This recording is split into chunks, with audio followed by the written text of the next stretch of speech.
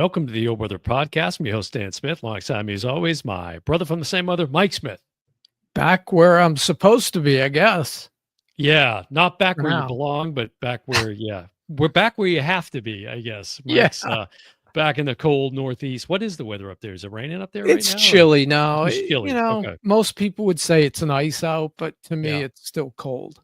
Yeah, I won't share the forecast down here in No, Orlando. please 'Cause, don't. Yeah, that'll hurt. But so, Mike, we were talking about doing this potential feature on the podcast, this directorial debut idea sort of came up. We thought, oh, that might be kind of interesting to delve into. I think something we've kicked around in the past a little bit, but didn't end up exploring it. And so we started to kind of revisit that idea as we were, as always, kind of sort of trying to look ahead. And while you were here talking about what are we going to do next and carving out that next thing. And I had mentioned Blood Simple by the Coen brothers because that's their first feature film, right? So it And fit the concept. right, considered by many the best directorial debut of all time. And honestly, Dan, I was racking my brain to think who did it better on their first shot.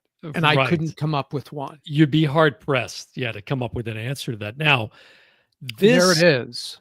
Oh, Mike's holding up the now. Which is that? This is the particular Criterion. Oh, that's blue, 4K. Okay, and I have the Criterion Digital, which is great in terms of the transfer and the sound and all of that, but there's no extras, ironically, Right. on the Criterion Digital. So a swing and a miss there on that particular Criterion Digital. But so this was released in the US January 18th, 1985.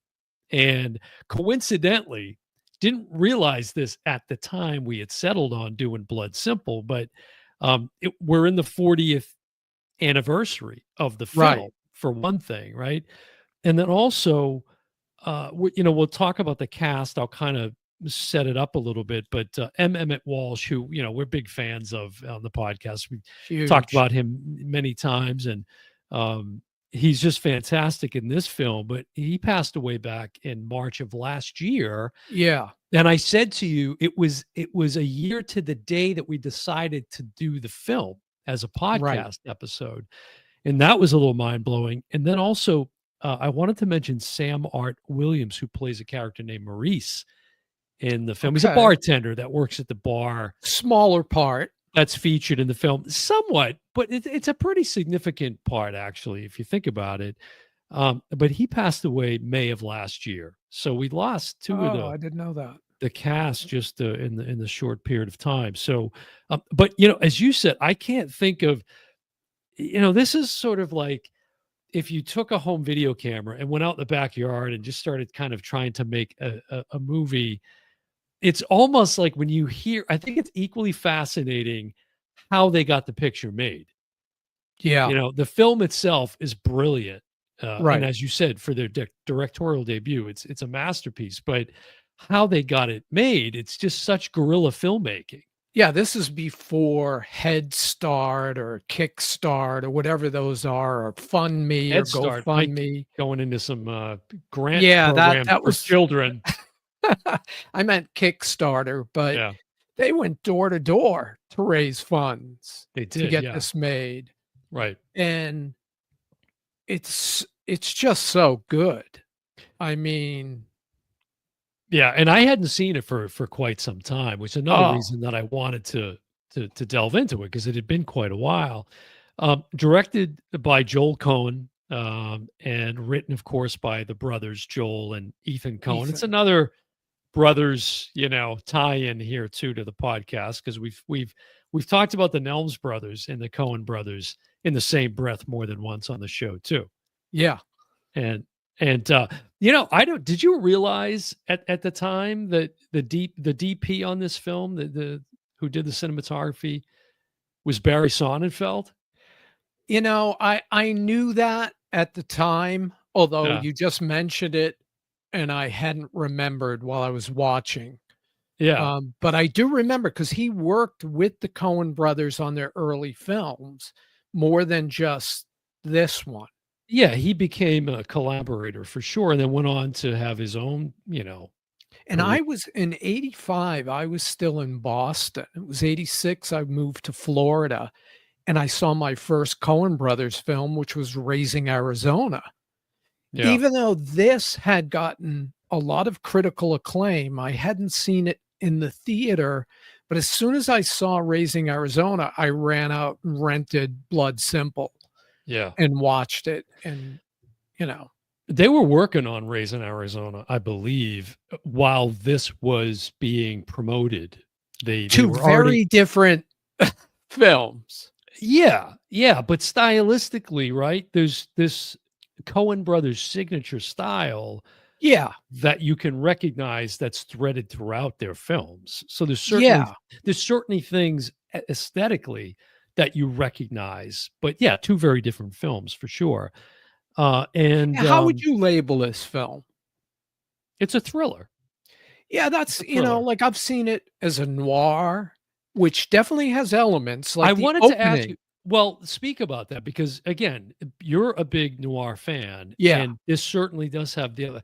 So for folks that are not film noir fans or really are not familiar with that genre, what is it about this film that fits into that category? well, the very open is classic film noir where Emmet Walsh is setting up the story. So Hmm. you have him doing dialogue over what's happening. A lot of film noirs start with the end, like the characters, like say Sunset Boulevard. It starts with a dead guy in a swimming pool and it's being narrated by him, but we Hmm. don't figure that out till we get to the end of the film. The other thing that's very noir about this film is the audience has all the information, right? We know what's going on, Hmm. and the characters don't even know. Some of them never find out what really happened throughout this story. Well, and isn't that one of those Cohen brothers threads, right? It's if you think about Lebowski and so many others where that I think that same thing it rings true where yeah, these twists and different sort of misunderstandings, miscommunications, whatever, lead Right. to these just bizarre, insane kind of This scenarios. is on a whole other level because you're literally Yeah, at times you want to scream at the character and say, "No, he didn't do it. She did it, or he did it. They didn't know." And yeah. it's 3 character actors, right? Emmet Walsh or Michael Emmet Walsh or Emmet Walsh or Emmet Walsh, all of he Hmm. goes by those names through. He's got over 220 credits. And like you said, he died 3 days before his birthday a year ago. And John Getz, Hmm. huge resume, including The Fly, which, He, the Fly too. He and was The in both. Fly too, right? Yeah, yeah. And Dan Hedaya, Yes. all. I mean, the body of work between those 3, and then you throw in Frances McDormand, her first film Right. is this. Right. She winds up marrying Joel Coen in that first year, Hmm. and they're still married today. She has 3 Academy Awards. So she's like the breakout star, and the other 3 have fantastic careers, but are not household names. Yeah. Well, it's nice when you kind of hitch a ride with the Cohen brothers too. That helps, Yeah. she's a phenomenal actor. And that's another one of the fascinating stories here. Now, Dan Hedaya, who you mentioned, I loved him on Cheers. For those that know, he played Yeah. Nick Tutelli, who was Carla's, kind of Husband. ex-husband. And he was so good in that, and I see similarities in this character that he plays here. He's a sleazy bar owner, and so set up the premise of the film. Yeah, the film centers around Frances McDormand and John Getz. Their characters are having an affair. Hmm. Frances McDormand's married to Dan Hedaya, and I don't even remember what's his name in the movie. I can't Marty. Marty. Marty. She's married to Marty. He knows there's an affair going on, and he kind of warns John Getz and says, she's going to say, this to you, and just be aware of it. And the exact quote he says, she says to him, but it's totally out of context. And so really we're talking about a kind of a love triangle where Emmet Walsh is brought in by Dan Hedaya to kind of put an end to it, and really doesn't. No, it's the best way I can set it up. It's interesting that you said, this noir element where the audience is in on, like, knows what's going on, and the principal characters don't know. That's really right up until the end of the film. Yes. Right up until the very end of the film. Right. And a couple of characters don't make it out, and they don't know. They don't know what we know at the end. It's almost a little frustrating. Yeah. Yeah. But a very satisfying, extremely well shot ending that we won't give away. But wow. Now, do you want to talk about Emmet Walsh's form of payment for the film? How he was paid. Did you hear about? I probably did, but I don't recall it. He asked to be paid in cash. Yes, that's right. Because it's like, who are these guys? Who are the Coen brothers? He didn't know these guys. They never made a film. That's right. And he was like, of the whole bunch, he was the guy with the resume. Yeah. They bring him in, right, to say, okay, we get this. It was like Donald Pleasance in the Halloween franchise, right? You add him to the cast, and all of a sudden it has this gravitas that it might not otherwise have. So, and you can look to the Nelms early films where they bring in Octavia Spencer and other actors who have street cred. Yeah, so and instantly give your movie some credibility. I think it was it called Straight Time, the film that he was in prior with Dustin Hoffman. Yes, I believe that the story goes that they had seen him in that, and they wrote the part with him in mind, not knowing whether or not he would do it, of course, but they wrote it with him in mind. Yeah, he did 3 films with Dustin Hoffman. I forget the other 2. They weren't Hoffman's, big and best. Right. But, and he was in Fletch famously as the doctor. It's wonderful. Using the whole fist there, Doc. Yeah. And Moon River. Yeah, that's a great one. Now, it's interesting because someone who you mentioned, Raising Arizona, and Holly Hunter was very close to being in this film. Now, she's in the film technically, as a voice on the telephone, right, of this character Helene. But can you talk about the story of that? Do you know about that? I do, but you tell a story because I'm sure you know it better. Well, I think there's 2 versions. I think one has it to where she and Frances McDormand were roommates in New York when they were, kind of up and coming actors, or still struggling actors. And, Frances is in drama school at the time. Yeah. And Holly Hunter's already sort of making it on Broadway. She's in a couple of plays or what have you. Yes. Which is one of the but I think the truth is that they had a mutual friend, and they lived near each other. They didn't actually live with each other, but and so Holly Hunter is contractually obligated to this play, right, and can't do it. And she says, I think you should go audition for this. And that, long story short, Frances goes in, and, she gets the part, of course, and the rest is history. But the sound design on this film, Mike, is wild. Like, it's so, in a weird way, it's so quiet. With like, you've got this Carter Burwell. He did the score. And it's just haunting piano score throughout the film. It's beautiful.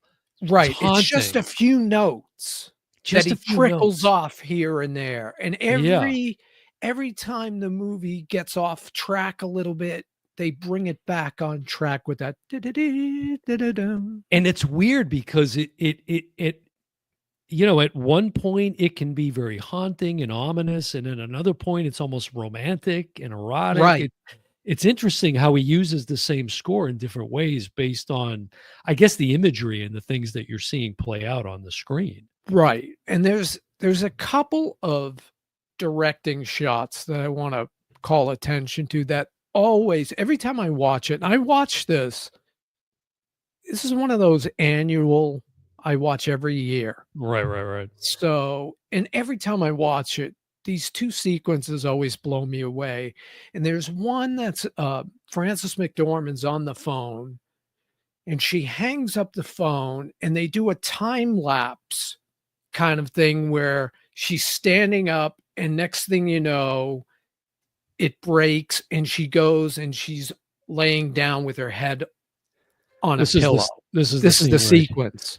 This is the sequence you're talking about right here. She's actually in an office. She's in an office, the back office of the bar. And here right it is. There. Look at that. Right. Bang. I mean, that is such a phenomenal. And again, and even the turn of the head, yes, on the pillow. So as you're describing, she's standing in the back office of this bar where Marty works, and then. As the scene transitions, she's falling backwards and then she falls ever so slightly onto this bed. Yes. It's really spectacular to watch. And it's only a few seconds, as you can see. But if the Coen brothers did this today, I think people would say, oh, that's showing off. But this is their first film. I feel I've only seen this twice. Am I wrong? Or am I thinking correctly that a similar technique was used in The Exorcist? Maybe. And again, remember when the priest is forcing her back down on the bed? Remember, it's very similar. It's a very similar shot. Very similar shot. Yeah. And I'm not sure if it's shot in reverse. And there's another sequence that I'm pretty sure is shot in reverse, which John Getz and Frances McDormand are talking to each other. And it's basically one shot, him looking at her, you see her face, you see his face. And then they cut to a two shot. See, they're talking back and forth. And then it cuts. There's the two shot. Boom, that newspaper hits. And a gunshot goes off because she's trying to get out of him what happened between her and her husband. He thinks she knows. She's trying to get the story. And in the midst of this conversation, that newspaper interrupts it and a gunshot as it hits the screen. It's jarring. Well, that was the one that you would always call back to. And I remember when you wanted me to see this film, because I probably didn't see it until I moved down to Florida. Yeah. And it was one of those like Drugstore Cowboy, which we recently did an episode on from Gus Van Sant. Similar. You were like, you got to see this. A lot of independent films at that time we were consuming. And I remember you talking about that. And it was weird because my memory of it was that was in a nighttime shot. So when I saw it again just recently, I was stunned to see that it was a daylight shot. Right. It was kind of interesting. But again, I think that goes to the sound design, right? There's also this fascinating thing. Did you want to say more about that sequence? No, I just wanted to say it's more noirish because I think you're thinking almost in terms of black and white. Because it almost looks like a black and white sequence when it's not. It's in color. Possibly. But when you look at it, it almost can pass for black and white. Yeah. There's also this thing with Emmet Walsh's character. And I guess his name is like Loren, Loren, I think, because he has this Zippo lighter, which was very big back then, like in the 70s, 80s. Right. And his name is engraved on it. And it says like Elk of the Year or something, Elk's Man of the Year. Yeah. And that would play a very prominent role in the plot of the film, right? Not to give anything away, but it's another fantastic shot in the film too by the Coen brothers. It's really fantastic. But there's this funny thing with his character. So watched a lot of interviews with them talking just specifically about Blood Simple, and they were asked about, I think it was David Eggers who's asking them about the choice to have Emmet Walsh's, because he's basically a private detective, Yes. very, on the seedier side of things. Right. How But much? I'll do it. I'll do it. Yeah, if the price is right, I'll do it. Yeah.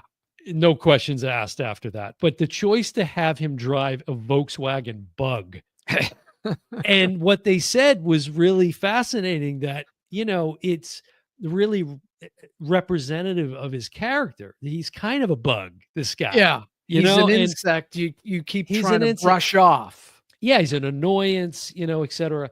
And then there's this sequence when you first see this Volkswagen Bug, right? Dan Hedaya goes to visit him to kind of set up this contract, if you will. And they're sitting in the Volkswagen together, very tight scene, and hot. It's in Texas where the film is shot, Mhm. and low, set. And there's this fly buzzing around Emmet Walsh's face, like really in the scene. Right. And again, I think, coincidence, but it was just funny that it reinforced that point. It did, and This character. they're really sweating. That's not like Yeah. sprayed on sweat. You can tell, Right. just like there's a night sequence Uh-huh. with Dan Hedaya and John Getz that it's chilly out because you can see their breath. It's not something, at that time. Now they can put in digital breath Is and this make it when look cold. Dan Hedaya is sitting on the back steps of the bar? No, it's Oh, later on. I don't wanna, okay. you know, Okay. Give anything away. give Yeah. anything away. Yeah. Well, there is a shot where they're having this conversation, Hedaya and Getz's characters in the backs, in the back of the bar.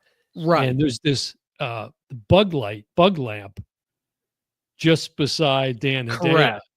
And he's given they're going back and forth, and he's getting kind of upset in this sequence.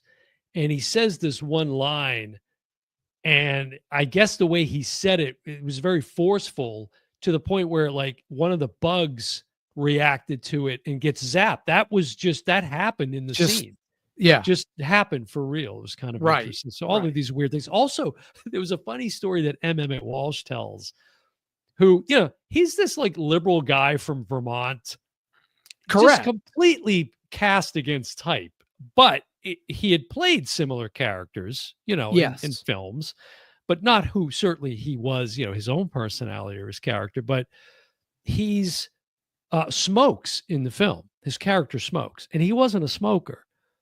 And there's this one scene, he's in Marty's office and they're talking back and forth, and he's looking to get paid for this deal that he just did, spying on his wife. Correct. And the love triangle aspect. Right. And it's kind of this over the shoulder shot from Emmet Walsh looking at Marty, and he's smoking. And when they cut to the over the shoulder, you see these big, thick smoke rings come into frames. Beautiful. Yeah. Again, another great shot, right? Very distinctive. Yes. Well, what it was just like young, petite female grip or whatever, because he couldn't do it. He was struggling to smoke. When you notice in the film, they don't show him smoking a lot. Very little. You can usually tell when somebody's smoking and they're not a smoker. Yeah, he did okay, but I guess she goes, "Hey, give me a cigar," and then she starts, and this boom, she's shooting these rings one after the other into the frame. That's how they got that done. Oh, okay, that's good. Really fascinating. And we talked about at the top of the episode, we were starting to talk a little bit about how they got it made. Now, Joel was an assistant editor on Sam Raimi's The Evil Dead. Okay, and I didn't know that. Yeah, and I think Ethan went to school for philosophy or something or whatever, but and Sam was a big influence in them seeking out private financing. to get the film made, right? They went outside the studio system, very risky. And Yes. so what did they do you recall what they did to be able to go and shop this around to try to get money? They made a couple of different Real. trailers, if you will, Yeah, these like a demos. 1-minute demo. Yes. And it sort of gives you in a minute, what the film is, the premise of the film. Yeah. And there's even a scene from the film that ends up in the film that's in this trailer reel that they use to shop around. And the character, one of the characters is on their hands and knees crawling away from this other character. And it's oh, help me out. Sam Raimi, the Evil Dead, the Bruce Campbell? Bruce Campbell. Yeah. It's him in the trailer. Oh, okay. So there's these weird sort of connections, but as you said, that's what they did. It was like a door-to-door thing where they went Right. and scraped the money together. Budget was about $1.5 million. And I didn't even think it was that high. I Yeah, thought it was 750. 1.5, Yeah. and it's grossed about, a little over 4 million Yeah. worldwide, And this is something, if they released in they keep releasing classic films. This is one I'd love to see on a big screen.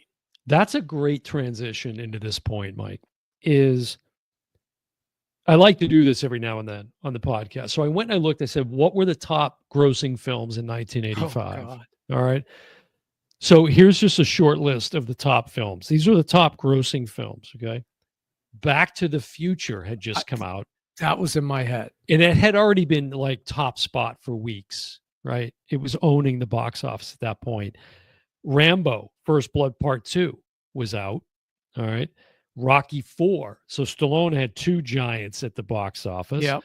The Color Purple, which I think Oprah went on to win the Academy Award for, correct? She did. I believe she did. Yes. Yeah. And then Out of Africa, which I think was Meryl Streep, and was it Robert Redford? Robert Redford. Yeah. Mhm. So those were the top 5 grossing films of 1985. It's the Reagan years. There's a lot going on, with the desire for films that would serve for like an escape, and Right. they were political, or it was like USA versus Russia or whatever. And here we are again. But that aside, politics aside, but this is what I found interesting, Mike, as I was diving into that a little bit, because your point there, I was just talking to my girlfriend about this today with the theaters. We were back out at Disney, where the theater is that you and I were just at, and, the The Snow White, AMC, and we yeah. took some, and thinking, the sad state of the box office right now. You could not, this is a film that, it's not a film necessarily you need to see on the big screen, but it would make for such a great experience. Mhm. And I don't think we're ever going to get back to a point where, certainly not the big corporate cinemas, maybe your independent cinemas, if they still exist anywhere. If they still exist, if they survived COVID. Exactly. In fact, it's funny. I saw a commercial, an ad for a local drive-in. I'm going to have to find out where that is. Oh, wow. And check that out. But speaking of surviving, that would have been perfect for COVID. That it would have. Well, there were a few people that were doing that at that time. But here's what was interesting is ticket sales in 1985 were down 17%. Wow. As compared to the year before, 1984, which had a lot of big box office hits as well. And the thing that was cited in this article that I read about this was, what do you think the primary reason was given for the drop in ticket sales? I'm trying to put myself in 1985 and I can't. It's so far. Lack of originality, Mike. Yeah. And how often have we been talking about this on the show? And you just mentioned Snow White, which is just called Snow White. There's no 7 digital characters or Snow White and a gang of little people.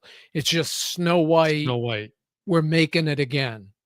That should be the crawl. Snow White in CGI. But it was really interesting because they talk about like Steven Spielberg, like E.T. And so like fantasy films and sci-fi weren't doing well because they all felt like, yeah, been there, done that. And so, but the studios knew that some of these films that like Goonies and things like that, they knew that there was money to be had, and so they Yeah. fronted Rocky those. 4, Yeah, Rambo 2.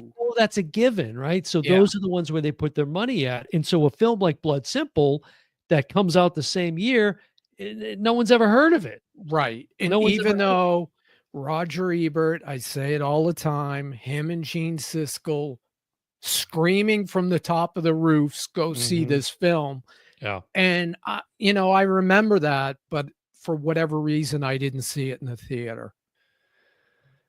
Yeah, But well, I certainly wasn't on my radar at that point. And it's another here's another thing too. 85, it's an hour and 39 minutes. It's an easy correct. take, but you said at the very beginning, I would be hard pressed to find a directorial debut as strong as this. It's just I such a don't great think film. we'll top it. That includes Kubrick, Hmm. uh, anybody Wells, imaginable. Hitchcock. I don't Orson know. I Welles, don't know. Yeah. Hitchcock. No, nobody hit it out of the park as far as this one. Now let's go to the scoreboard, Mike. So IMDb has a Metascore of 84. Which is low. Like it's low. And Rotten Tomatoes, critics 94%. All right. That's more like it. And the audience 88% from Rotten Tomatoes. So I think that's more in line with where it should be. I think the audience, Yeah, I think they should both be in the 90s, quite frankly. But I think so. we've talked about this too, though. I mean, is it that people just aren't looking for films that maybe are perceived as too esoteric or avant-garde or whatever? I think, and I've said this to you before, it's quality. Mhm. Bring, Brave New World, the latest Marvel film. It wasn't a good film. It wasn't a high quality film. But if you were, Marvel went on an incredible run of like 30 really good films yeah, and then just started making crap. but if you The were answer isn't to make less films, make better, better films. but if you released Blood Simple today, would anybody go and see it? I think so. I think cinephiles like us would I don't see know. it. Would it draw the big audience? I don't know. There is no Siskel and Ebert anymore. Well, who is going to put it in the cinema is the question. That's I don't think that's as much a problem. There's plenty of screens out there needing content. Right, but they want a return on their investment. Correct. Who's going to invest the money to put this film in 3,000 locations, which is what it's going to take to turn a profit? Right, for sure. Well, I highly recommend checking this film out. I mean, and That's again, Emmet Walsh on the cover of the yes. Criterion. Is that in black and white, or can you see his No, yellow, it's it's his yellow jacket. the banana that he yellow wears. suit and Yeah. the big cowboy hat that he had on? Yes. Yeah, it's just in the story of Frances McDormand's casting in this is really interesting too. So, I would say, watch the film and then maybe dive into some of these Criterion extras, which you can find on YouTube. So if you just go to YouTube, there's Oh, okay. a lot of different things that were filmed for the Criterion edition. In fact, one of them was that interview with Emmet Walsh that was done, maybe 5-6 years ago or so, somewhere in this, fairly recent. Oh, I didn't know it was that recent. It was fairly recent, yeah. I know the 4K is fairly new because Criterion's new to 4K, and it's not, Yeah. you know, when I think of 4K, I think of all this really clean. It's not that kind of a film because it's grainy in areas, but that's on purpose Mhm. because it's a grainy kind of story. It's a granular kind of story. So it's not the prettiest 4K you're going to have in your collection, but Yeah. it's certainly impressive. There's even a video out there you can find with the Coen brothers and Barry Sonnenfeld going through the entire film, really from the DP's. It's Oh, basically wow. it's basically from the cinematographer's lens, if you will. I've not And seen that. it's interesting because I've seen 30 minutes of it, and it's like them just shitting all over it. Really? They're each busting each other's, chops Chops. about it. And Sonnenfeld in particular is like, I would have done this different. I wouldn't have lit her in this way. I would have. And then they're teasing each other back and forth about different ways the camera was set versus the lighting, and it's Right. pretty entertaining as well. I famously remember Barrett Sonnenfeld from Men in Black. And there was a sequence in the first one where he's following this insect on the windshield, and his name comes up. I don't know if he directed that or was DP, He but might have directed that. I have to look at that might be his. Yeah, Yeah. that might be his. But so, anyways, there's a lot of nice, featurettes and things that I would encourage for Yeah. folks that see the film too. But first, get yourself a copy of the film and check it out. So, we did a deep dive into Fargo, so we had sort of talked a lot about the Coen brothers at that time. But this was nice to go back and see how right out of the gate you could watch this film and go, "Wow, these guys are really talented." Yeah. Yeah. I mean, it's so It's impressive. kind of like the Nolans, they Mhm. they kind of had a pretty nice jump start, and I think the Nelms brothers are the latest they're off to a great start. Yeah, Nelms brothers, big fans of them at the podcast, obviously. But this one's a must watch. It's so And if good. you can find if you have a better directorial date, you put it in the comments. I'd love to know what it is, because I'm gonna watch it the next night. Yeah, we had thought about Duel Right, with Spielberg. with Spielberg, and I'm kind of glad we pivoted and ended up with Blood Simple. And again, 40th anniversary of the film, celebrating the recent loss of a couple of the actors from the film. But man, it doesn't get much better than this, and in all aspects, right? This is another one where the acting, the directing, the sound design, the story, It all works. phenomenal. It all works. Yeah. Well, there you go, Mike. We've got Blood Simple in the archives on the I'm Old glad Brother we do. podcast. I'm glad we've got this one in there. But Hopefully we'll turn some people on to this. Drugstore Cowboy, The Grifters. There's a ton of great movies there's a lot of them. in Yeah. a time where there's not great movies in the theater.